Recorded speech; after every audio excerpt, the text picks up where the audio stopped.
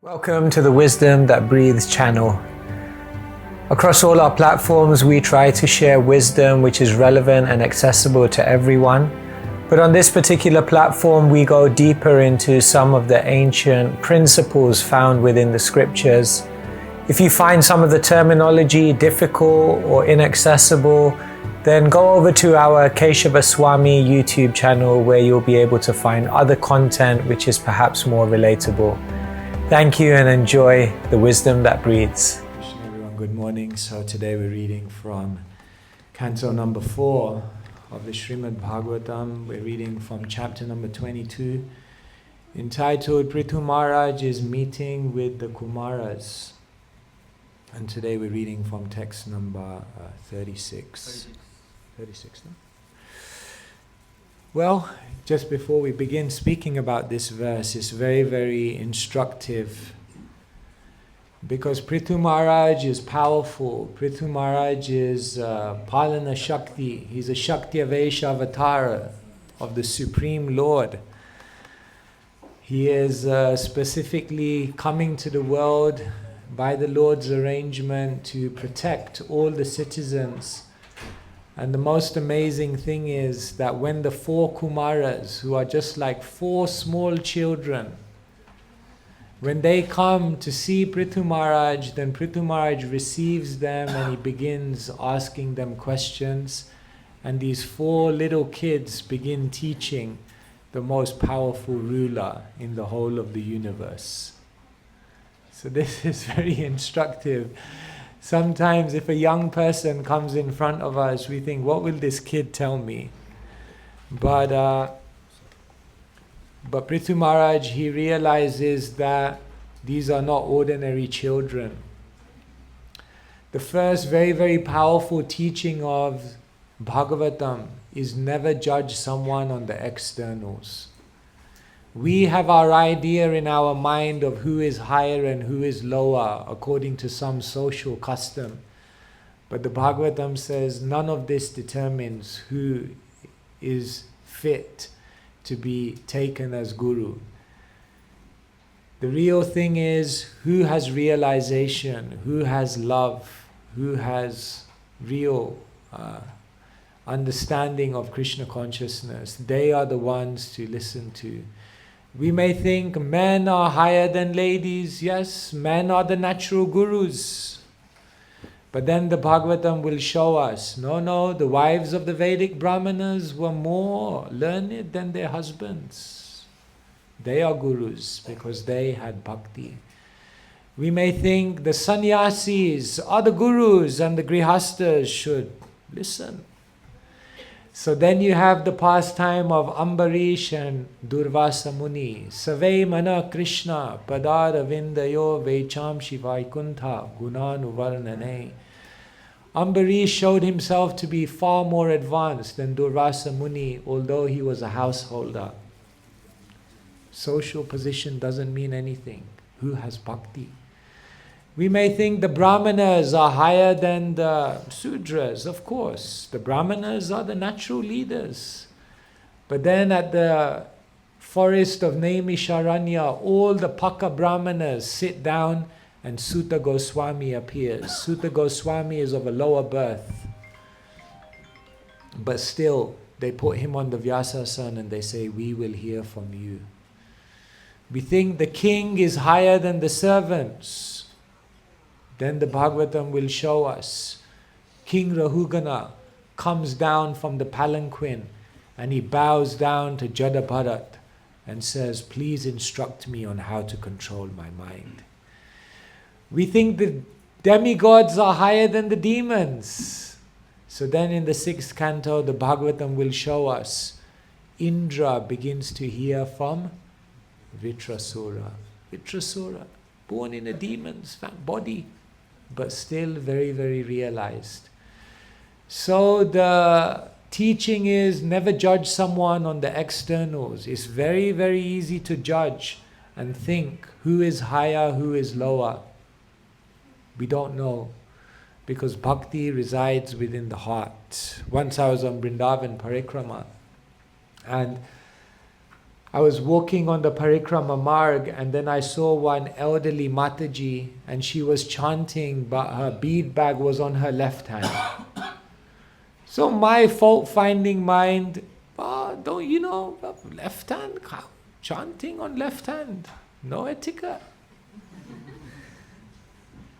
So in my mind I was thinking, Kali Yuga is coming, even in Vrindavan. Understand? Right hand. I went all the way round on Parikrama. I came back to the very same spot, and the same lady was sitting there, still chanting on her left hand, but she had changed her position, and I noticed she didn't have a right hand. Yes, very dangerous. Do not judge on the externals, because dharmasya tattvam nihitam guhayam. Everything is hidden within the hearts of the great devotees. So Prithu Maharaj, he has no issue. He is the highest. But when he sees the Kumaras, these kids, imagine 4 kids came. Yes. Will you be able to hear from them? Would we have that humility? Prithu Maharaj did. And now the Kumaras are instructing Prithu Maharaj in many, many beautiful things. So today we're reading in text number 36, one of the things that Prithu Maharaj is learning from the Kumaras. So I think you all have it on your phone, some of you, so you can repeat after me. Pare vare chaye bhava guna vyatikaradanu Natesham vidyate kshema Isha vidvam sita shisham Pare vare chaye bhava Gunavyati karadanu Natesham vidyate kshema Isha vidvam shita shisham Pare vare chaye bhava Gunavyati karadanu Desham vidyate kshema Isha vidvam shita shisham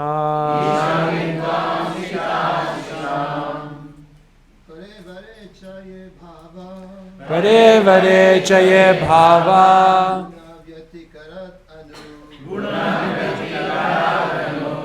Natesham vidyate kshema Isha vidvam sita shisham Pare vare chaye bhava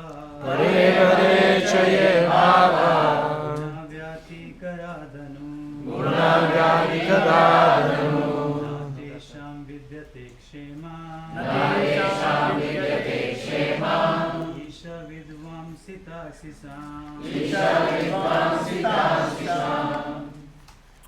Pare vare chaye bhava Gunavyati karadanu Natesham vidyate kshema Isha vidvamasi sita sitam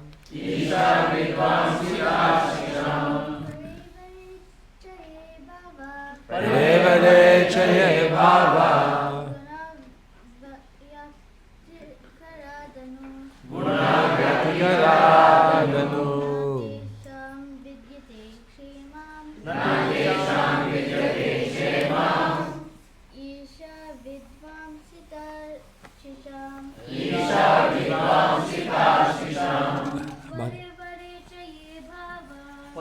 Vare chaye bhava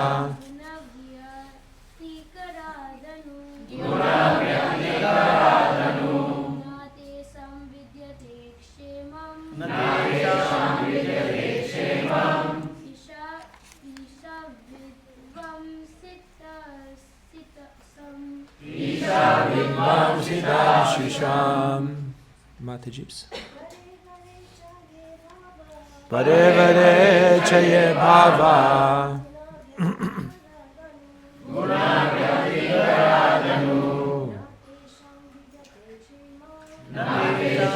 vidyate kshemam.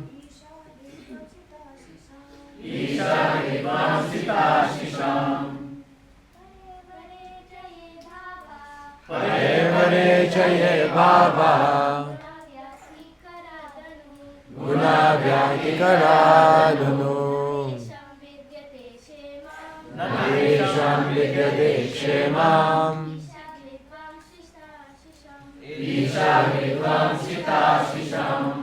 Pare, in the higher status of life. Avare, in the lower status of life. Cha, and. Yea, all those. Bhava, conceptions. Guna, material qualities. Vyatikarat, by interaction. Anu, following. Na, never. Desham, of them. Vidyate, exists. Kshemam, correction. Isha, the Supreme Lord. Vidvamshita, destroyed. Ashisham, of the blessing. Translation and purport by His Divine Grace, Srila A.C. Bhaktivedanta Swami Srila Prabhupada Ki. Translation. We accept as blessings different states of higher life, distinguishing them from lower states of life. But we should know that such distinctions exist only in relation to the interchange of the modes of material nature. Actually, these states of life have no permanent existence, for all of them will be destroyed by the Supreme Controller. Purport. So the purport is quite long, it's 3 pages long. Sometimes it's difficult to concentrate for such a long. Maybe I'll read a few paragraphs and then we'll see step by step. Bite size. Purport.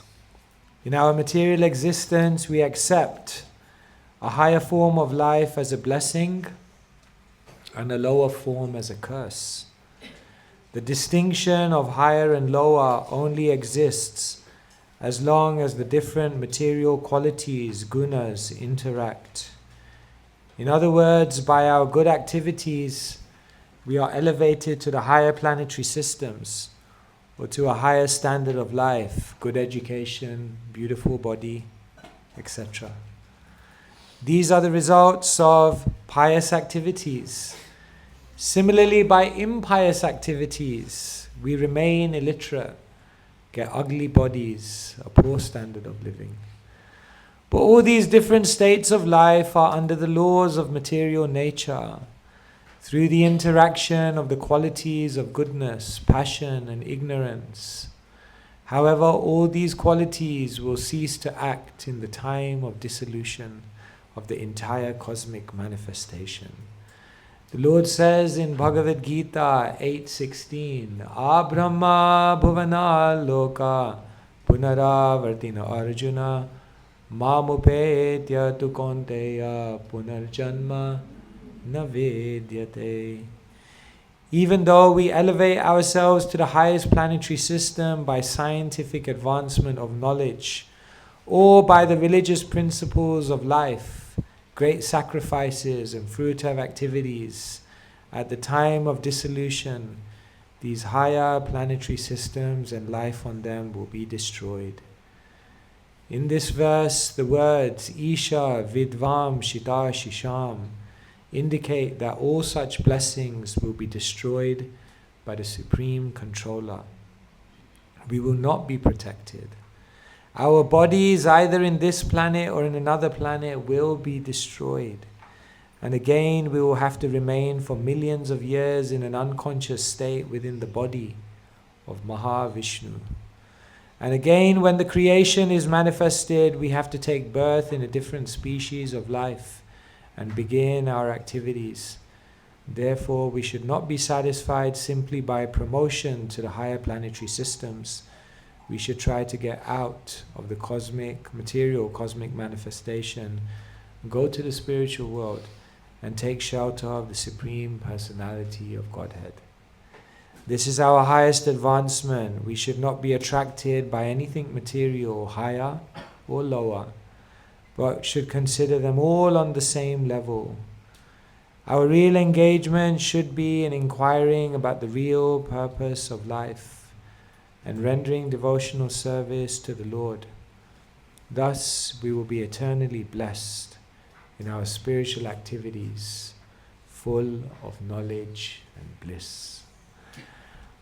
The purport continues on. Srila Prabhupada says so many significant things. Let me pause here and then we'll see how far we get. Srila Prabhupada knows how to bring us to the reality. Sometimes they say, what's the bottom line? So Srila Prabhupada always teaches us what is the ultimate truth of life. And the ultimate truth of life is that whatever position we find ourselves here in this world, some lower, some higher, working class, middle class, business class, first class. In the planes, no, you have different classes. So everyone is in a different class.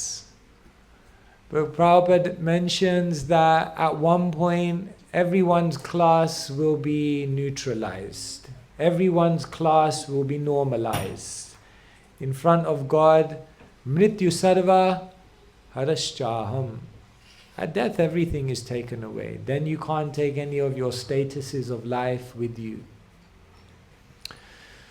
I remember recently I was in the in Mayapur, and there in the Ganga we were doing a Visarjan ceremony, ashes, immersing the ashes. So it was a very meditative moment when you immerse someone's ashes in the Ganga.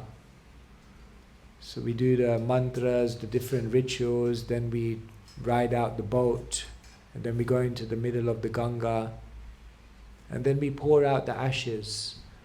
And as the ashes were merging into the flowing Ganga, then at that moment we realized you can't take anything with you. What to speak of even material things, even spiritual things you can't take with you.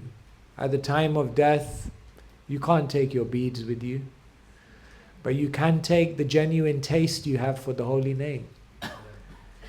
At the end of life, you can't take your position with you, but you can take the genuine amount of service attitude that you've developed. At the end of life, you can't take your book collection with you. The big Bhagavatam set, the small one, the one volume, the deluxe. No, you can't take any of those books with you. But what you can take is the genuine amount of realization that you have in your heart. And at the end of this life, you can't take any of the people with you. But you can take the love that you've developed from your interactions of selfless service with them. And so in that moment when the ashes were going into the Ganga, then we realized at the end of every day when we go to sleep, the main question we have to ask ourselves is, what did I do today to invest in my eternal assets? Everything else disappears by the waves of time. Here Srila Prabhupada is paraphrasing in English a verse by Kunti Maharani. Janmeshwarya shruta shribhir edhama namada puman nirvarhatya vidatum ve tvamakinchana gocharam. She says, in this world most people are madly looking for four things. Janma, they want to be surrounded by people who will support them, a good family. Aishwarya, people are looking for wealth, money, acquisition, prosperity. Shruta, people want to become more and more learned. BSc, MSc, PhD, MAD. Once I told the devotee I want to become a PhD. He said, PhD? Permanent head damage. I said, that's a bit fanatical. We want to become more and more learned. Shri, beauty. Mirror, mirror on the wall. It's the fairies. It's Valentine's Day today, no? Right? 14th, no? Happy Valentine's Day. Do you know the story of Valentine? Actually, it's funny. Actually, originally it was called Saint Valentine. Valentine's Day. Okay, now we're going into Valentine's Day. I'll come back to the Bhagavatam in a minute. But since it's topical, we have to flow with the times of that we live in, you know. Originally, Valentine's Day was Saint Valentine. There were two different stories say different things, but you can see I've done a lot of research on it. Sannyasis know about Valentine's Day. Actually, Saint Valentine, there are different stories, but the two main stories about Saint Valentine is he was a Christian preacher. He was a brahmachari. That's a significant detail in the story. He was completely celibate, and what happened is he dedicated his whole life to God. Every day, morning to evening, he would only preach love of God. And what happened is he was living in a political time when the government did not want him, the rulers did not want him to preach about Christianity. And he was gaining more and more influence, because when someone has love, when someone has purity, then naturally they attract much attention. So he was attracting so much attention, and so the authorities were becoming more and more fearful that he is just preaching love, he is preaching Christianity, he's completely dedicated to God. So at one point they decided to kill him. And therefore this day became known, Saint Valentine, because actually what it showed is the level of selfless love that this one personality had for the Supreme Personality of Godhead. So that's actually the real story behind Valentine's. Then you may say, but what is all this? Romance and hearts and, letters. And nowadays, I guess they don't send love letters. It's like Instagram reels to each other or something. I don't know how they do it nowadays. I didn't receive any Valentine's messages recently, so what to do? But how did it become the romantic thing that it is now? Then you may ask. It's a spiritual festival. It's a spiritual commemoration. What happened over time is because in the flow of the seasons, there is winter, which is dark, in which there's no growth, in which is very, very cold. And then after winter comes spring. Spring, no? Vasant. And spring is a very beautiful time, because spring is the time of regeneration. Spring is the time when everything grows. Spring is actually a very, very pleasing time. And spring is the time of mating. So spring is the time when the birds and the bees and all the entities in the natural world, energized by the atmosphere, they begin to come together to reproduce. And so gradually over time, what happened is the Valentines went from the celibate saint who gave all of his love to God, and it started going more and more towards spring and romance and the birds and the bees and the mating and the meeting. So anyway, just a little bit of history on Valentine's Day for you. Love is for Krishna. Love is for Krishna. One time, one Mataji, she came to Srila Prabhupada. She was newly married, and she said, and Prabhupada asked her, who do you love more, Krishna or your husband? Well, what would you say? Krishna or your husband? See, everyone is embarrassed to say. After some time, she looked down She began crying and she said, Prabhupada, I don't love any of them. What to do? Love is not such a cheap thing. So right now people are loving Janma Aishwarya Shruta Shri. The whole world is running after this. And the most amazing thing is the people who have this, they think they are better than others. We think. I can't say for all of us here, definitely. Of course, many of these things I don't have, but whatever we have in even a small quantity, it brings pride. It brings a sense of I'm better than others. It brings a sense of I am successful.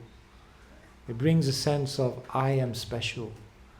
And so the whole world is looking for these things. Janma, Aishwarya, Shruta, Shri. Here, the Kumaras are telling Prithu Maharaj, it's all just temporary. Some people in this life are higher, some people are lower, materially. But in course of time, everything will be neutralized. When it comes before God at the time of death, then you're stripped. Therefore, later on in the purport, Srila Prabhupada will mention the very, very famous verse of the 11th canto. Yashyaham anugrinami harishe tadhanam shane tato dhanam tyajantasya svajana dukadukitam. Anugrinami means special mercy. So Krishna says, Yasyaham, to that person who I bestow my special mercy, harishe, I take away everything. Krishna comes to take away everything. Dhanam, first your wealth.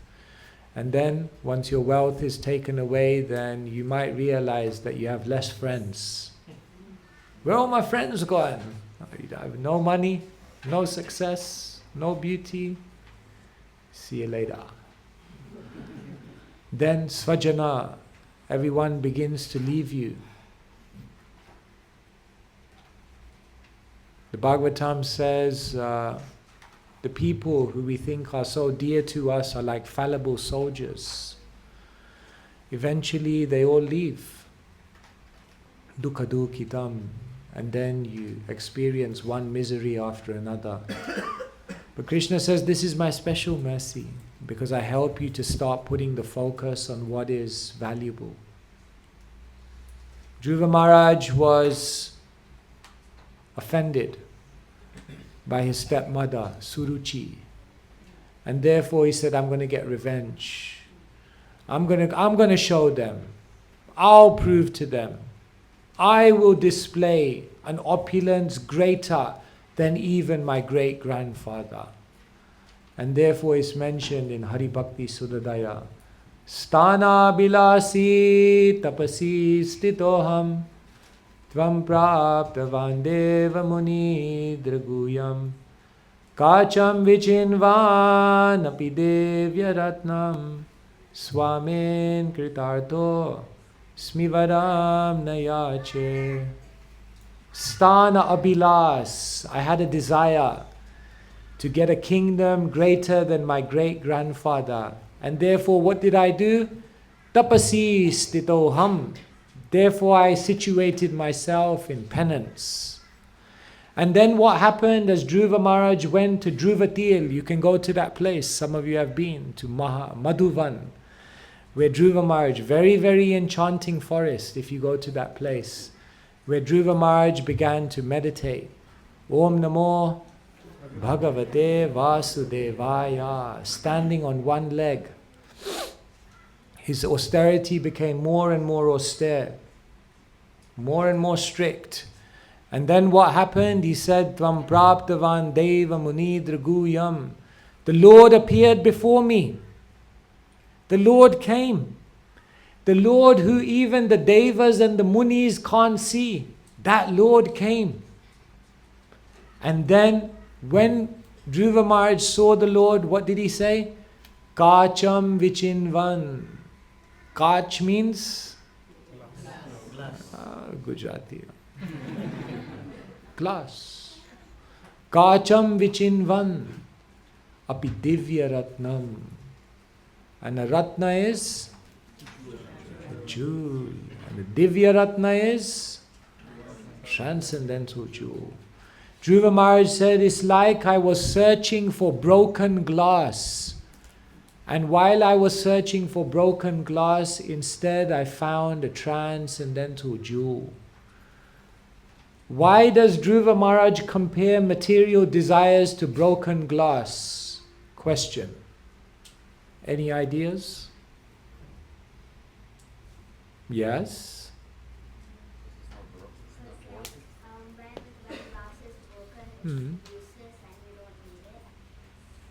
Wow, very good. You could be a commentator on the Bhagavatam. Yes, the first quality of broken glass is that it's absolutely useless. Generally, some things when it's broken, you can still salvage something from it. But broken glass, useless. Can't do anything with it. Very good. Any other quality? Why is material desires compared to broken glass? One other major thing. They are painful. As soon as a glass would break, the very first thing, no one come here, clean it up. Because a material desire, a broken glass is very dangerous.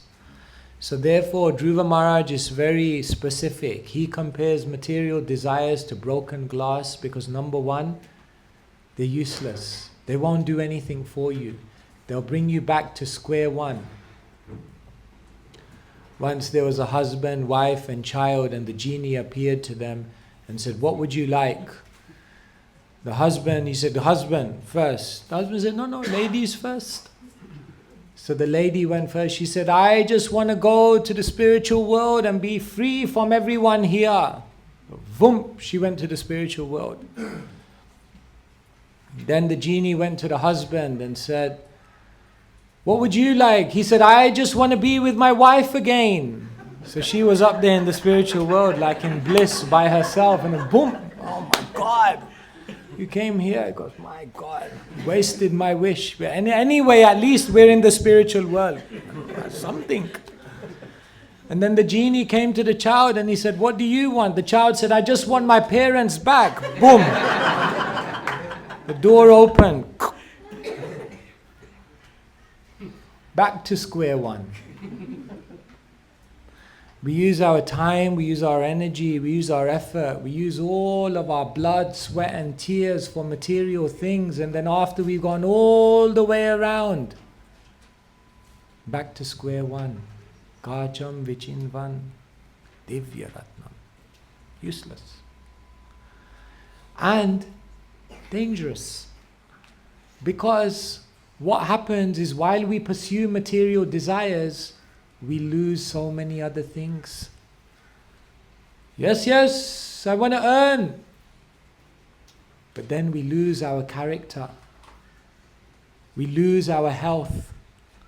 We lose our relationships. We lose our time. No one on their deathbed regrets, I wish I spent more time at work. No one is regretting. In the pursuance of material desires, we lose so many things. What about the father who wanted to provide so many material things for his child? But what ended up happening is every morning he would leave for work before the child woke up. And every evening he would come back home by the time the child had gone to sleep. And therefore he provided everything for his child except the love, care and attention that the child wanted. Kacham vichinvan videvya ratnam. Very dangerous. So we have to be very, very careful. As soon as we begin approaching and cultivating material desires, it's very, very dangerous because we can get sidetracked. And therefore, the art of life is not how big you can make it. The art of life is how small and simple you can keep it so you can focus on the real thing. So like this, the Kumaras are teaching Prithu Maharaj. He's so humble. He's ready to listen from anyone. And even though they're much younger, they have deep realization and they're sharing so many things with him which are profound. So later on in the purport, we don't have time to read everything because of time. Prabhupada will say, Dharma Artha Kama Moksha. This is the general journey that everyone is on in their life. But Sri Chaitanya Mahaprabhu came to teach us something else. Aradhyo Bhagavan Vraje Satanayas Tadhama Vrindavanam Ramya Kachidupashana Vrajavadu Vargena Ya Kalpita Srimad Bhagavatam Pramanamamalam Prema Pumartho Mahan Shri Chaitanya Mahaprabhur Matamidam Tatradharana Paraha. If you want to summarize what Mahaprabhu came to teach the world, this verse summarizes everything. Mahaprabhu came to teach the world 4 things. First thing, what is the goal of life? Prema Pumartho Mahan. The goal of life is love. It's not dharma, it's not artha, it's not kama, it's not even moksha. It's prema. And the second thing that Mahaprabhu came to teach us is who should that love be directed towards? Bhagavan Vrajesa Tanayasta Dhama Vrindavanam. To the son of Nanda Maharaj who is in Vrindavan, Krishna in Vrindavan. That's who should be the object of our love. And who is the example of those who have pure love for Krishna in Vrindavan? Vargena Ya Kalpita Vrajavadu. The Vrajavadu, the milkmaids of Vrindavan, the gopis who gave up everything. And if we want to develop that love for Krishna, what is the handbook by which we develop that love for Krishna? Srimad Bhagavatam Pramanamamalam. So you got it? Mahaprabhu teaches us 4 things. The goal of life is? The object of love is? Krishna in Vrindavan. This is important. Shyamameva param rupam puri madhu puri vara veyakai shaurakam dhyayam adya eva paro rasa. Krishna has many forms. Shyamameva param rupam. But the highest form of Krishna is Krishna in Vrindavan. So Krishna is the Supreme Personality of Godhead. But Shyam Sundar is the Supreme Personality of Krishna. And who is the example of pure love for Krishna in Vrindavan? And if we want to develop our love for Krishna, then what is the handbook? Finished. That's everything that Mahaprabhu came to teach the world.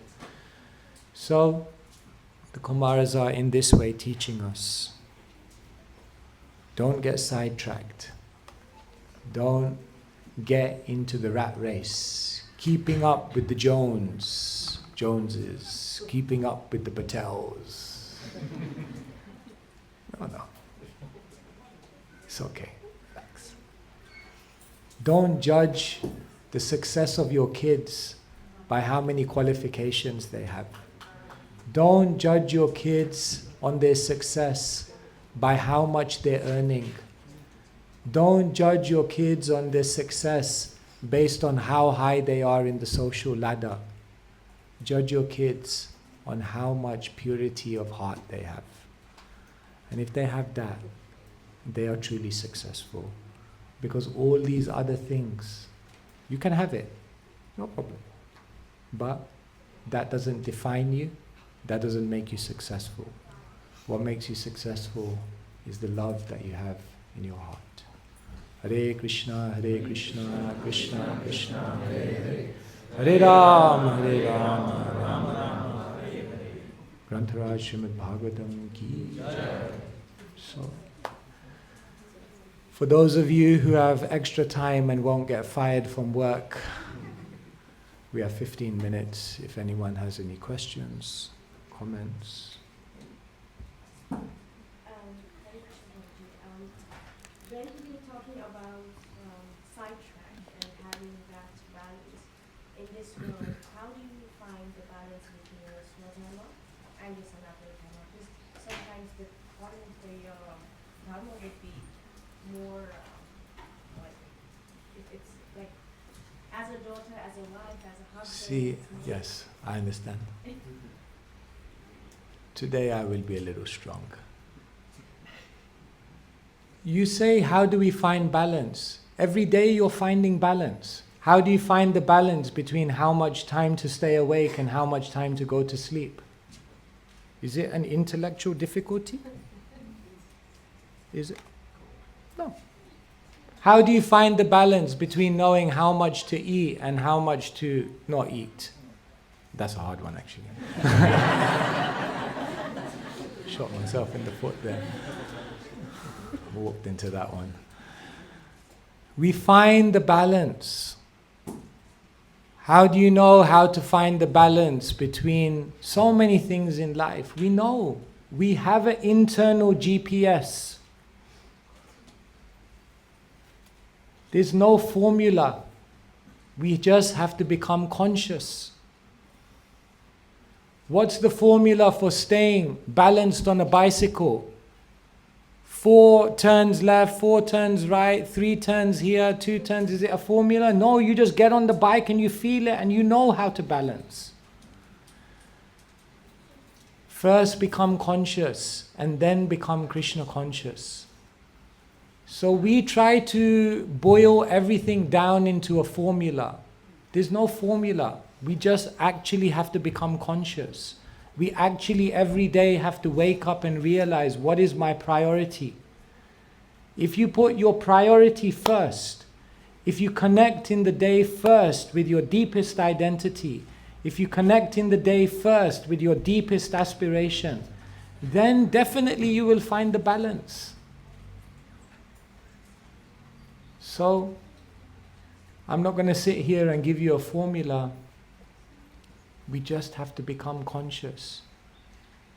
Sometimes I feel we ask questions, we already know the answer to this. We know the answer. If you were not a balanced person, how could you be where you are now? It's not possible. But somehow we think when it comes to spiritual life, there's some secret. The secret is we just have to become interested in Krishna. The secret is we just have to realize that this is the most important business in the world. The secret is, at the end of the day, we have to ask ourselves, what did I do to invest in my eternal assets? Because that's what's going to last. So the secret is, if you put the big stone in first, then all the small stones, pebbles, sand and water will fit in around it. But if you do it the other way around,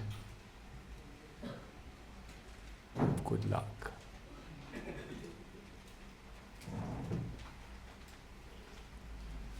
Thank you. Now everyone is scared. I'm a nice person, so sometimes I have to also just be smiling. Yes, so serious, no? Yes. Maharaj, thank you.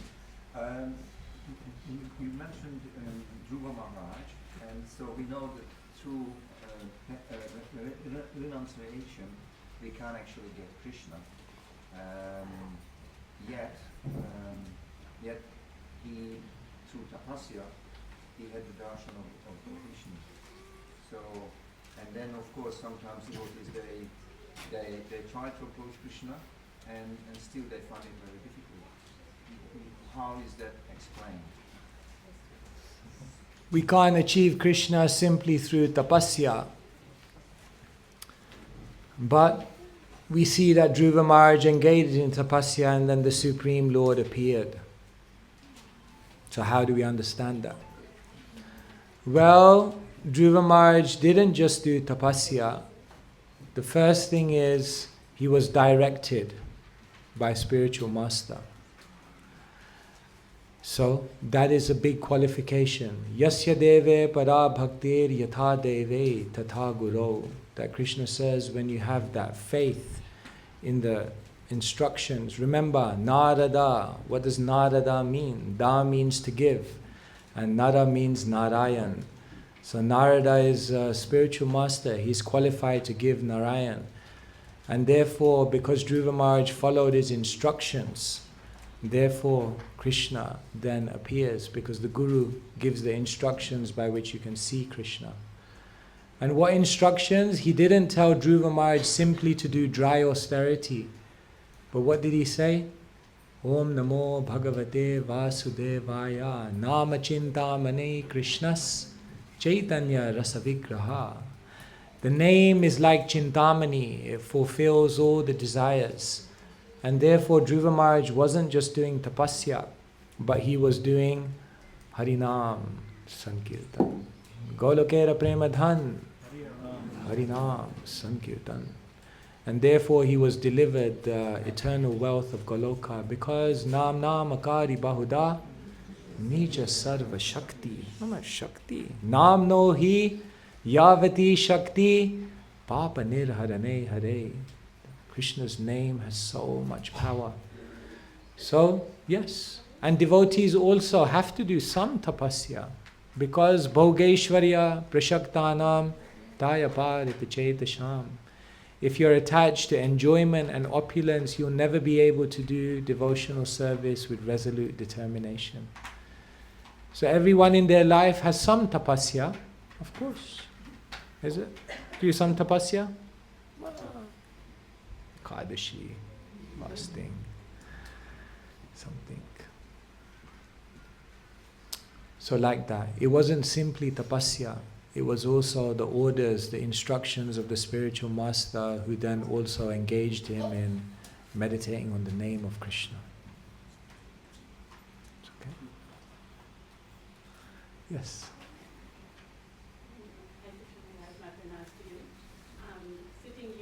Sitting on the Vyasa sense, reminding you of the Brisbane Parikrama. You're sitting under the tree and in the tent giving such connecting classes. Hare Krishna. I've got a question which is not related to today's topic. With your permission, I can ask it. Yes. True. In Bhagavatam, it mentions how did the Dwarka Vasis went back to the town. But it doesn't mention how did the Vrindavan Vasis, the Braj Vasis, go back. Went back to the spiritual world. Yeah. And another one in relation to that is that did Krishna ever go back to Vrindavan once he left Vrindavan? Did Krishna keep his promise? So on the second point, did Krishna ever go back to Vrindavan? Yes, it's mentioned that Krishna did. After Krishna killed Dantavakra, Shishupal and Dantavakra, then it's explained in the later chapters of Srimad Bhagavatam. Give me the book Bhagavat. It's mentioned in the later chapters of the Bhagavatam. Let me just give you the chapter reference, so then you can look it up for yourself. It's mentioned that yes, Krishna did actually go back to Vrindavan. Where is it here? Yes, after Krishna killed Dantavakra and Viduranath and all those demons, Krishna visited Vrindavan for 2 months, after which he went back to Dwaraka. So this is described in the 76, 77 and 78th chapters of the 10th canto. So yes, Krishna did go back to Vrindavan. And how did the Brijabasis go back? It's explained that after Krishna left the world, also mystically all the Brijabasis also disappeared from this world and entered back into the eternal abode. This is described in other commentaries. I would have to find the reference, but yes, it's described like this, that the Brijabasis actually they were mystically removed.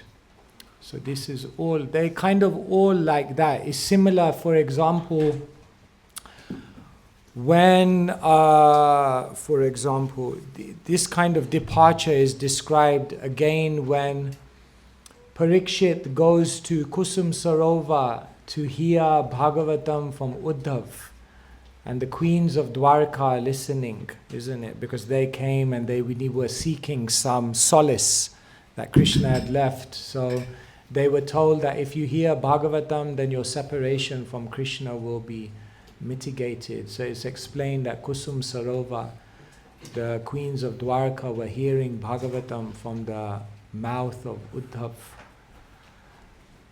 And as they were absorbed in Bhagavatam, then it's explained, hearing, then eventually they closed their eyes, they were hearing Bhagavatam, and then they just became so absorbed, and then they opened their eyes and they were back in the spiritual world like that. So this is described.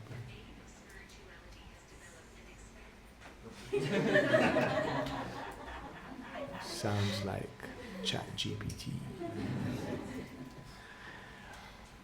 All right, anyone else? Thank you, Maharaj, for your class today. So, my question is, in a relationship, in any kind of relationship, when we are there, we tend to judge the other person.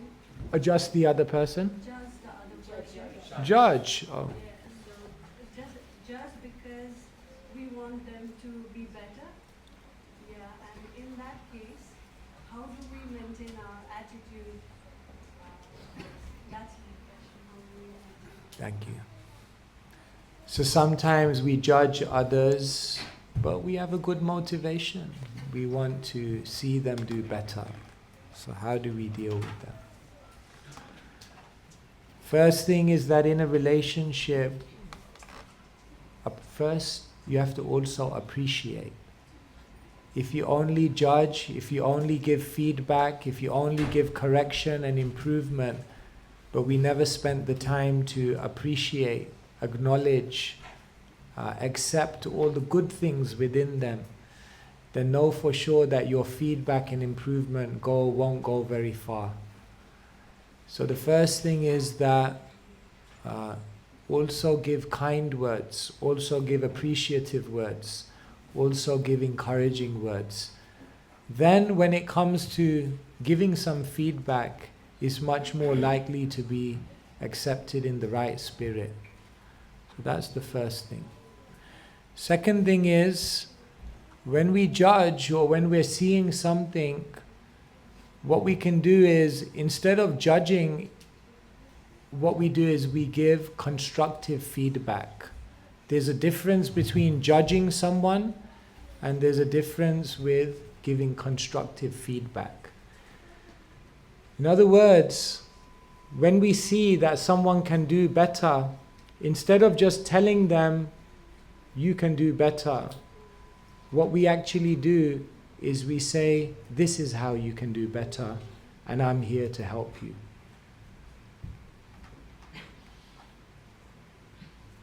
Unless we're willing to actually help someone to be better, there's a good chance there's no point giving them feedback.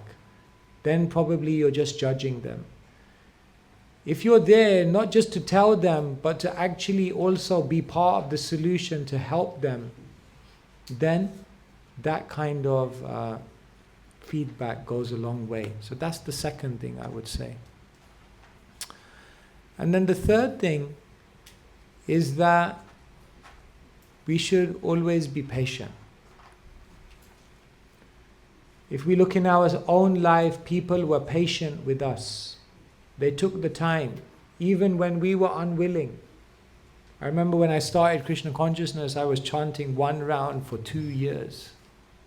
What's up with this guy? I couldn't. Nowadays, if I would be preaching to someone after 2 years, only on one round, what's up with you? But that's where we were. And devotees were patient with us. Just see how patient Srila Prabhupada was. And then, over time, everyone did everything. So be patient. Don't expect overnight miracles. So like this, there's a way in which we can actually help people to become better. Alright? Okay, maybe last question. So on the path to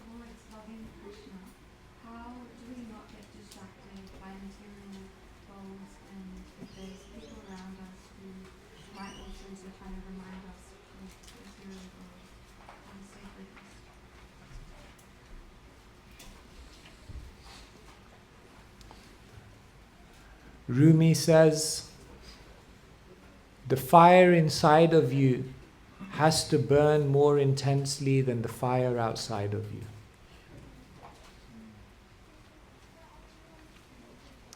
Again, there's no strategy here.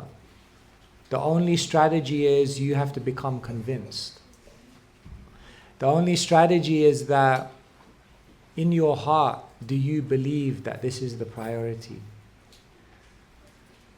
Different people engage with Krishna consciousness in different ways. Krishna consciousness is like an ocean. Some people just appreciate it from the beach. Oh, very nice. Looks like they're having a good time in there.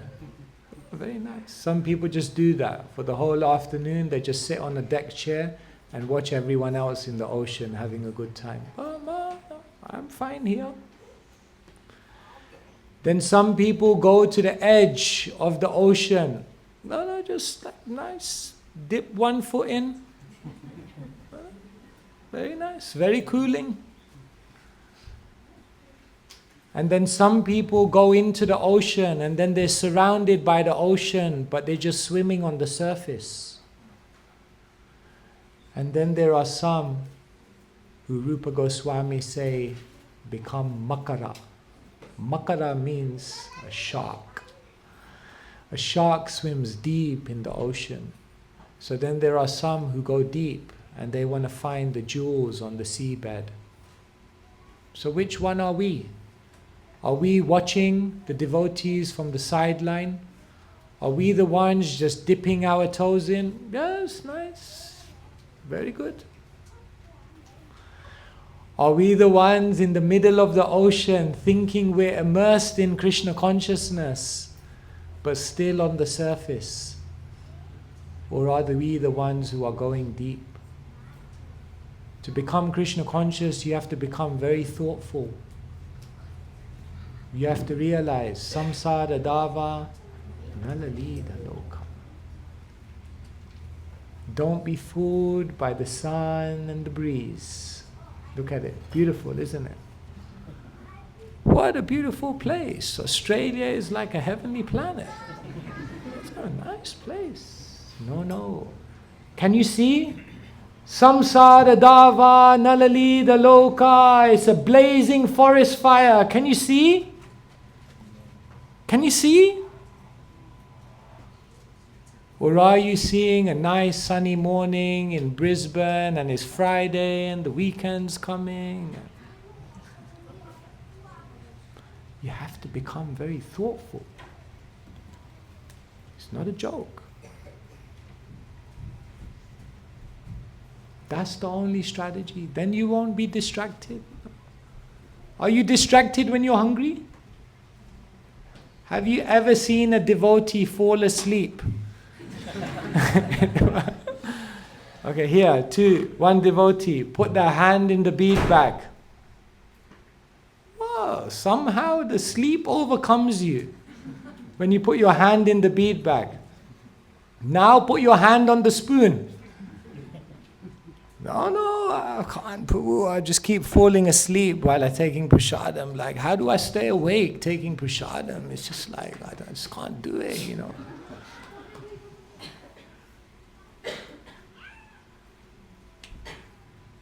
It's not a joke.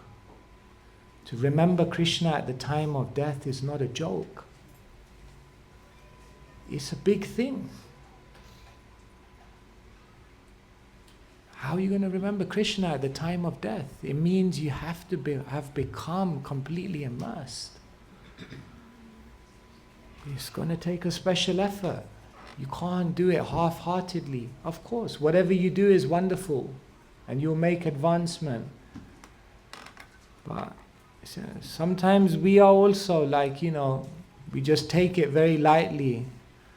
Like there's this song, Lord Chaitanya's moon is rising and it's not at all surprising, and we're telling everyone on the street, we're telling everyone we meet that we're going home.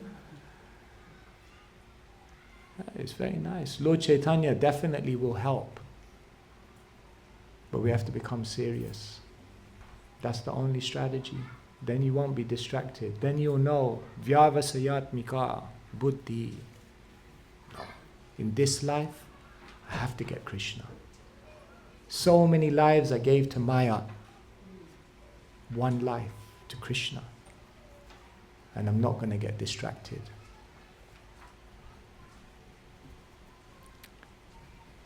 Let's pray for each other.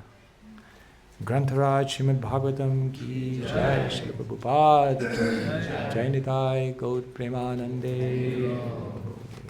Thank you so much for Hare Krishna.